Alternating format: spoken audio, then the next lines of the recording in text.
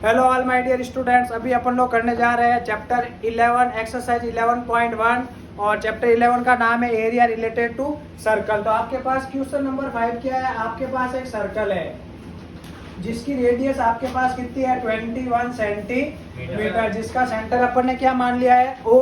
तो यहाँ पे आगे क्या बोला है, ध्यान से सुनना। An arc subtend an angle of 60 degree at the centre. जो एक सर्कल की आर्क है वो सेंटर के ऊपर कितने डिग्री का एंगल सब्सटेंस कर रही है, 60 डिग्री यानी 60 डिग्री का कोण बना रही है। तो आपको क्या क्या फाइंड करना है? Find the length of arc. सबसे पहला क्या है? Length of arc. तो यहाँ पे आप सबको पता है लेंथ ऑफ आर्क का मतलब है चाप की लंबाई। तो यहाँ पे ध्यान से देखोगे, चाप की लंबाई। तो यहाँ पे सारे बच्चों को एक चीज पता है, लेंथ ऑफ आर्क का फॉर्मूला क्या होता है? Theta upon 360 into 2 pi r. तो यहाँ से देखो आपके पास थीटा कितना है, 60 डिग्री है या नहीं है। उसके बाद रेडियस आपके पास कितनी है 21 सेंटीमीटर। तो यहाँ पे ध्यान से सुनोगे भाई आप लोग सारे। अपन को इस फॉर्मूले के अंदर वैल्यू पुट करनी है 60 अपॉन 360 इंटू 2 इंटू पाई की वैल्यू आप लोगों को क्वेश्चन में दे रखी है, क्वेश्चन नंबर 5 के अंदर नहीं। तो अपन 22/7 ले सकते हैं और रेडियस आपके पास कितनी है 21। इसको सॉल्व कर लो, आपके पास आंसर आ जाएगा। 6 1 जा 6 और 6 6 जा 36। इसकी कैलकुलेशन तो फिक्स है, आप सबको पता है। उसके बाद यहाँ पे 2 इंटू 7 3 जा 21 हुआ या नहीं हुआ, 22 इंटू 3। तो देखो 2 3 जा 6 और 3 1 जा 3। तो आपके पास कितना आया 22 सेंटीमीटर। तो लेंथ ऑफ आर्क आपके पास कितनी आ गई 22 सेंटीमीटर। चाप की लंबाई कितनी आ गई 22 सेंटीमीटर। यहाँ तक सबके क्लियर है, आ गया समझ में। अब उसके बाद देखो सेकंड क्या दे रखा है इसके अंदर आप लोगों को, area of sector form by the arc. यानी आपको एरिया ऑफ सेक्टर निकालना है जो इस आर्क के द्वारा बन रहा है। तो यहाँ पे ध्यान से देखोगे, सेकंड क्वेश्चन का सॉल्यूशन इधर करवा दे अपन लोग। तो यहाँ पे देखो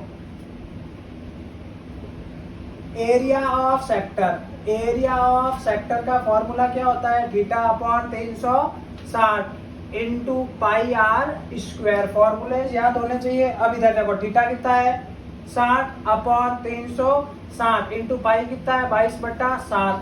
रेडियस का स्क्वायर यानी 21 को आपस में कितना टाइम मल्टीप्लाई करवाना है? 2 टाइम मल्टीप्लाई करवाना है। 7 3 जा 21, 6 1 जा 6 6 6 जा 36। इसको सॉल्व कर लो, आपके पास क्या आ जाएगा? फाइनल आंसर आ जाएगा। तो यहाँ पे ये किसको कितना टाइम कट कर रहा है? 2 टाइम। और 222 को 11 टाइम कट कर रहा है। तो यहाँ तक आप लोगों को समझ में आया या नहीं आया? अब 21 को 11 से मल्टीप्लाई करोगे तो 231 सेंटीमीटर स्क्वायर आ जाएगा। आई बात समझ में? कैसे? 21 को 10 से करो 210 और 21 जोड़ दो 231 आया या नहीं आया? तो यहाँ पे 231 सेंटीमीटर स्क्वायर आपके पास आंसर आ चुका है। तो यहाँ पे इसका थर्ड पार्ट करते हैं अभी अपन लोग। थर्ड पार्ट आपके पास क्या है, ध्यान से सुनना। थर्ड पार्ट में आपको दे रखा है area of segment form by the corresponding chord. अगर यहाँ पे इसी ट्राइंगल के अंदर, ध्यान से सुनना आप लोग, आर्क के अंदर अगर ये कॉर्ड लेते हैं तो इस कॉर्ड के कारण बनने वाला सेक्टर का एरिया फाइंड करना है। यहाँ पे बनने वाला एरिया आपका जो सेगमेंट है वो आपका माइनर है या नहीं है, यानी लघु वृत्तखंड है या नहीं है। तो एरिया ऑफ सेगमेंट तो यहाँ पे जो सेगमेंट है वो आपका कौन सा है? माइनर सेगमेंट है, यानी लघु वृत्तखंड है। उसका एरिया क्या होता है? Theta upon 360 into pi r square minus area of triangle.